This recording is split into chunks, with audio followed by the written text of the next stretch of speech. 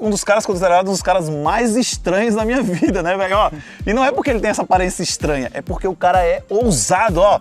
Thiago, bem-vindo, cara. Benevides, ó. Thiagão aí, o cara do Paredão Estranho. Segura que nesse vídeo o Thiago vai detalhar tudo, né, Thiago? É isso aí, tamo junto. Ó, aguarda que temos detalhamento do Paredão Estranho. Vem com a gente.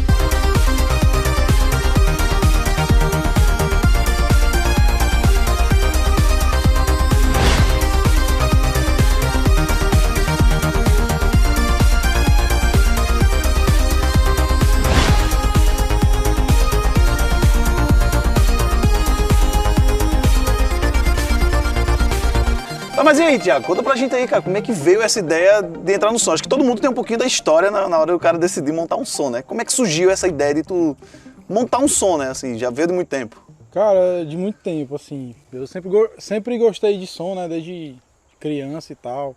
Na adolescência eu queria ser DJ, já inventei de ser DJ. Eu já fiz um som profissional, que eram as caixas PA e tal, pra brincar nas gincanas ali de colégio.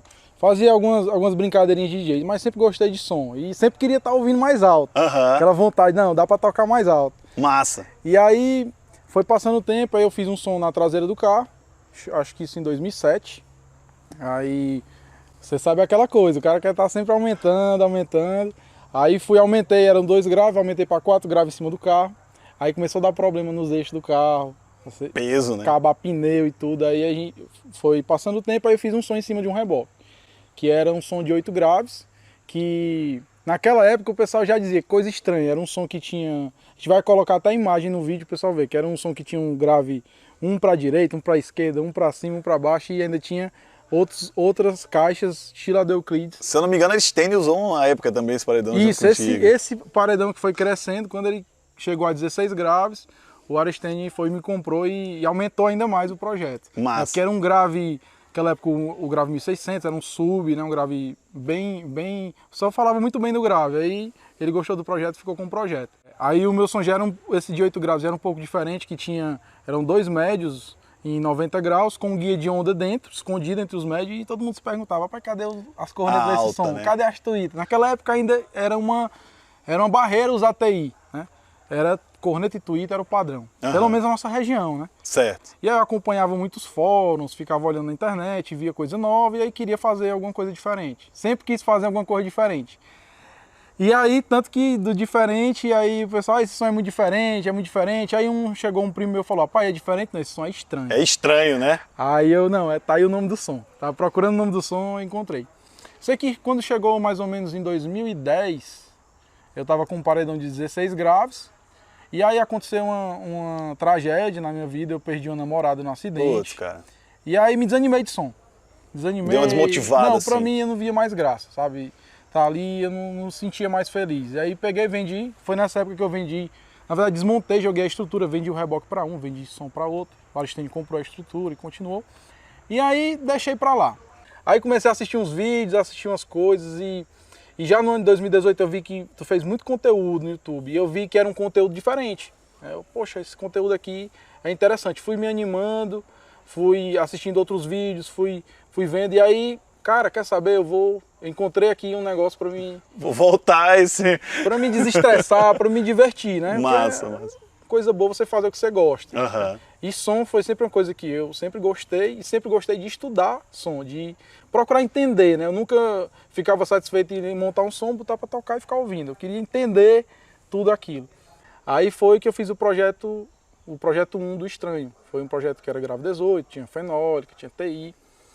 Eu lembro que tu usou, inclusive, um arranjo já pro fenólicos e já pro TI. Tu já tinha ele também já nas laterais. Já era nesse padrão. Já era estranho. Já era estranho, exatamente. Então, eu fiz a divisão média para um lado, fenólica, eram 2 fenólicas numa corneta só, e TI do lado, e aí, assim, não me agradou 100%, porque eu queria um som que fosse forte, mas que chegasse tudo junto, tudo limpo, não chegasse aquela corneta passando por cima. Eu queria que chegasse forte, mas chegasse tudo. Show. E aí eu vi, olha, essa estrutura eu já tenho uma ideia aqui de como fazer melhor. E aí decidi fazer essa estrutura, que aqui eu já apliquei tudo que eu tinha errado no primeiro projeto, eu procurei não errar nesse projeto. Procurei fazer o que eu acertei lá, eu já acertei aqui. Sendo que coisas novas, né? É onde entra a parte de alimentação. O meu sistema inicialmente eram geradores com fontes. Né? Eu tinha 2 tipos de fonte. Eu tinha a fonte separada por bateria e também tinha a fonte high volt. Que eu usava as fontes separadas para equilibrar a carga. A gente sabe que uma fonte high volt ela não carrega as baterias por igual. Por estar em série um desequilíbrio, né, de uma certa forma. Pode ter algumas baterias que no carregamento dê 15 volts, 15,5 e outras tá ali com 13 ainda. Então sempre tinha que ter essas fontes também para equilibrar. Então tinha essas 2 formas. E coloquei gerador suficiente para manter essas fontes, só que não segurava como eu queria. Eu olhava lá a tensão, estava caindo. Vamos supor, série de 16 baterias, com a fonte no máximo vai estar ali dando 225 volts. Então caía para 200, 210, 205. E aquilo não me deixava incomodado. Me deixava incomodado, exatamente. Até porque eu percebo que o som perde um pouco de rendimento quando você cai a tensão. Então eu vou buscar uma saída. Aí fui estudar uma forma que fosse robusta, tudo, que não dependesse de tomada, né, que não dependesse de fonte. Foi aí que veio a ideia dos alternadores.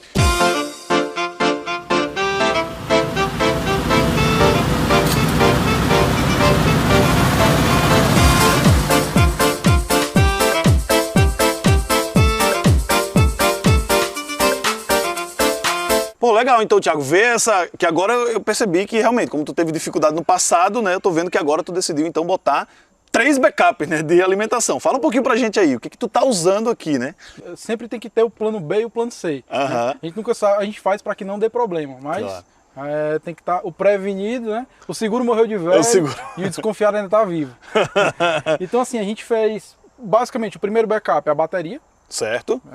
É a fonte mais segura de energia. Que inclusive é a ligação em série, né? Porque aqui a gente está falando do sistema de alta voltagem. Exatamente. São 16 baterias em série.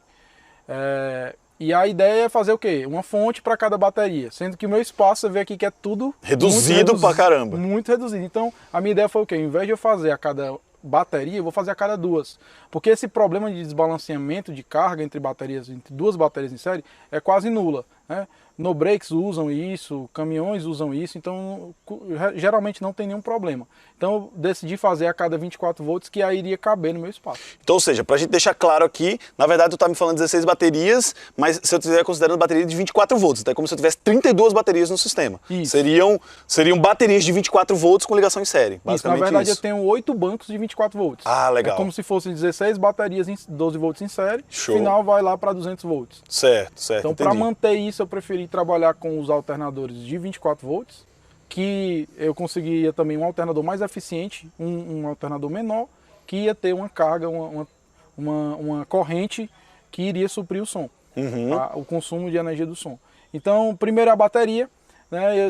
Eu vou trabalhar sempre com os alternadores, que é a fonte de energia mais segura, que não é uma fonte de acúmulo de energia, mas uma geração de energia. Geração de energia. A mais segura, eu acredito, a minha experiência mostra que o alternador é mais seguro do que a fonte. E aí, caso um alternador dê problema, eu ainda tenho um backup das fontes. Então, só para a gente deixar claro, então na verdade tu tem 3 sistemas de backup aqui, né? A bateria com ligação em série, nós estamos falando de amplificadores de alta voltagem, que a gente vai falar sobre eles daqui a pouco. Nós temos então esses sistemas que, pelo que eu estou entendendo, foi basicamente uma criação tua, né, Thiago? Eu nunca tinha visto isso no sistema de som automotivo, um motor acoplado num gerador que está suprindo energia para o sistema, até então 24 volts, e pelo que eu vi o alternador tem uma corrente, tem uma capacidade consideravelmente alta, né? Você me falou 100 ampere cada um deles. E você então ainda tem mais fonte de 24 volts, ou seja... Com um gerador que fica na carroceria do carro para alimentar essas fontes, Show. Caso tenham necessidade.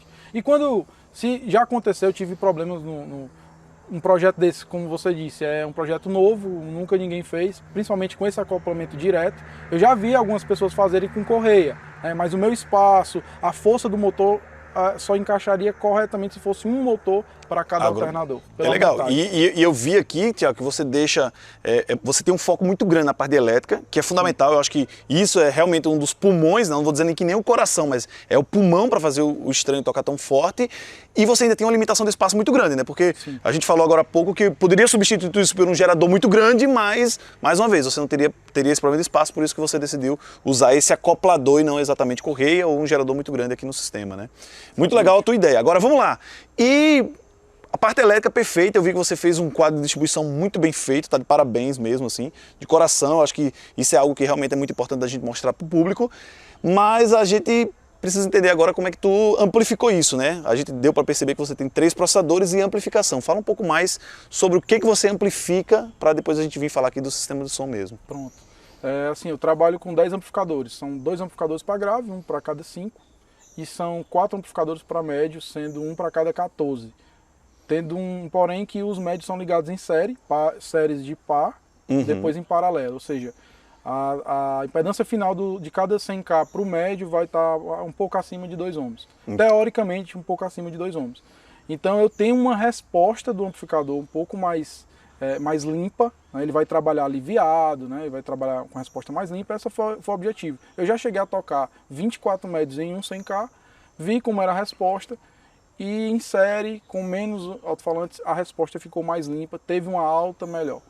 E nós temos 1.600 HV para cada 18 TIs, que também tem essa ligação, que é série de 2, depois ligado em paralelo. No final está um pouco abaixo de 2 ohms, que o amplificador vai até 1, então tá tranquilo. Ele também toca bem aliviado. Por ser TI de 1 polegada e ela tem uma potência mais baixa, uma resistência mais baixa, é possível fazer essa série. Se fossem drivers de 2 polegadas, aí teria que ser paralelo pela capacidade do amplificador. Legal. E aí eu vejo também a ideia do multiprocessamento, né, Tiago? Você está usando 3 processadores, que inclusive é do pessoal da Stetson, né? Essa ideia de 3 processadores é um sistema de 3 vias, mas você decide usar 3 processadores. Sim. E por que isso, né? Por que você optou? Essa ideia eu peguei exatamente no curso que a gente fez agora online. Eu vi que estava sendo feito na Exibida. Eu já pensava em algo do tipo para conseguir direcionar o som de alguma forma. Então, virtualmente a gente consegue direcionar o som. Se eu estou com um alto-falante aqui na direita e na esquerda tem um alto-falante um pouco mais longe, ele vai chegar um pouco depois do meu ouvido. Então, eu atraso da direita para que o da esquerda chegue junto, e aí eu consigo direcionar. Eu vou por um racha, eu vou estar com o som do meu lado direito.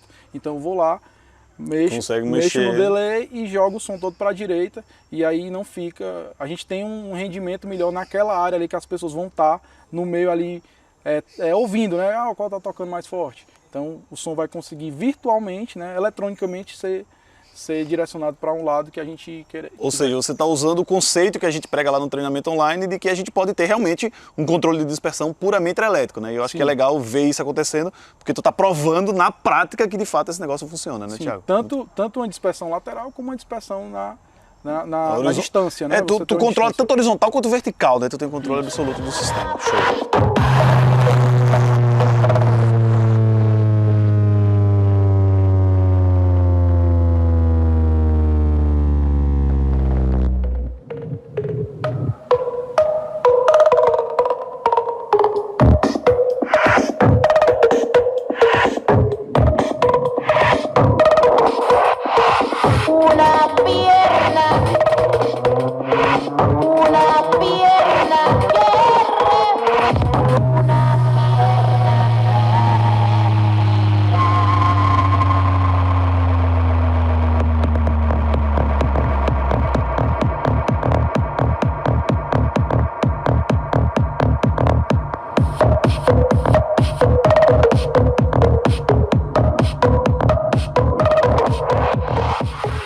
Agora sim, né? Chegamos então aí no paredão, né, Tiago? E que impressionante, né? É estranho mesmo. 3 vias e assimétrico, né? Eu brinco que eu gosto das coisas mais simétricas, mas você decidiu fazer assimétrico. Tiago, começa pra gente. E essa caixa de grave aí, cara? Sim, a caixa de grave, algumas pessoas falam, é a caixa da Euclides modificada. Não, eu escolhi desenvolver uma caixa corneta dutada no design da caixa Euclides. Por quê? Porque é o design mais eficiente, que ocupa menos espaço frontal. Você tem um quadrado, tem um alto-falante que é circular, sobra-se os cantos triangulares, e esses cantos, essas paredes triangulares ajudam a travar a caixa e ela não vibrar. É legal porque às vezes eu faço projetos muito parecidos e é normal, né, que as pessoas dizem logo, tá usando a caixa Euclides. Acho que o Euclides tem sim os méritos de ter feito caixa parecida, mas realmente eu concordo que é o conceito mais fácil e simples, né, de tu acoplar muitos falantes num espaço muito reduzido. Sim, a ideia dele foi genial, eu não digo assim, a caixa da Euclides é ruim, é boa, não. Cada caixa vai atender um projeto, então a caixa dele em muitos projetos vai atender muito melhor do que a caixa que eu estou usando aqui. Então depende muito do projeto que você vai usar. Exatamente. E essa caixa de médio, Thiago? Tem gente que olha pra mim, às vezes pergunta, né? Me manda essa foto do teu paredão e diz, Renan, isso aí não atrapalha o som, né? Por que a ideia do plug de fase, Thiago? Conta pra gente aí. Bom, a ideia do plug de fase é subir a frequência da caixa de médio, né? A gente chegar numa frequência mais alta. Uma caixa cornetada normal não vai conseguir passar ali muito bem de 1500 Hz. E com o plug de fase eu fiz alguns testes, me baseei num plug de fase da Electrovoice, tirei como base, fui adaptando pro Triton de 10 e a gente foi chegando ali, foi medindo no Smart e a gente chegou numa frequência, numa resposta mais alta, né? Chegando a passar de 2K e com uma sonoridade muito boa. Também por ser selada, a caixa é selada porque é muita quantidade de médio, então eu tinha que tirar um pouco a baixa, porque a baixa iria vir naturalmente no acoplamento. Então é uma caixa mais plana, puxada mais para a parte de alta. E como o teu interesse não era usar fenólico no sistema, né? Você havia falado anteriormente, então com esse recurso você faz subir mais, mas tem um grande porém, né? Agora tu tem que fazer o teu TI descer mais, né? Já que essa via do meio não está acontecendo aí, que foi esse arranjo. Exatamente, e assim, muita gente fala, não pode descer tanto TI, não pode descer, e eu não tenho visto isso na prática, né? Hoje o meu corte em TI é bem baixo, consegue muito bem acompanhar o médio, eu não tenho problema. Funciona muito bem, a sonoridade é boa e assim, as pessoas têm gostado, tem gostado da sonoridade. Não tem aquela corneta forte, né, que muita gente gosta, mas é muito questão de gosto, né? O som é subjetivo, então o meu gosto é esse, é de ter um som que chegue tudo igualzinho. E uma das coisas legais é que isso realmente aqui acontece justamente por estar todo mundo junto. A gente tem um acoplamento muito bom das vias, né? E só pra gente concluir aí, Thiago, como é que tá as transições, né? Onde é que o grave tá cruzando com o médio e o médio tá cruzando com a tua TI? Quem são as transições que tu usa aqui? A gente tem uma transição, o grave começa em 52, vai até 157, 160, vai por aí. Até o médio ele não chega a acompanhar o médio. Isso é muito comum em sons por aqui. E também é uma frequência que não me agrada. Entre 150 e 200 Hz não é uma frequência que me agrada musicalmente. Principalmente as músicas que eu gosto de ouvir, nessa frequência não acrescenta muita coisa. Então eu começo o médio por volta de 195, 197, vou até 2K e de 2K para cima é a TI. Sendo que ultimamente eu tenho feito alguns testes com transpasso de via, a TI descendo até 1800. E o médio subindo um pouco mais. Claro, alinhando a fase, deixando a fase certinha. E que é perfeitamente possível, né? A gente sabe que é perfeitamente possível. Tiagão, cara, quero te agradecer demais por ter trazido essa informação pra gente, ter disponibilizado aí pra gente poder gravar o vídeo, né? Tiago, que pra mim, cara, desafio grande, eu acho que você teve enfrentado, ter montado um sistema como esse, né, Tiago? E que com certeza trouxe bastante informação pro pessoal que acompanha aí nosso canal. Pessoal, acompanha o Thiagão tá, na verdade, como paredão estranho, acho que já tá chegando, passou dos 20 mil, tá chegando dos 25 mil aí no teu Instagram, né? Já tá 35. Já tá 35. Galera, ó, acompanha o cara, tá aí embaixo, vou deixar o Instagram dele. O cara, além de falar sobre som automotivo, também é um comediante nato, assim, faz umas coisas muito legais lá no Instagram dele. E ó, continua acompanhando nosso canal, não deixa aí de se inscrever. Coloca aqui embaixo as perguntas, com certeza o Thiago também vai estar acompanhando aí as perguntas aqui no vídeo, para ajudar aí a contribuir com a informação, né, Thiago? Esquece de curtir, né? Dá um joinha. E dá aquele joinha gênio, né? Galera, obrigado, um grande abraço e até depois.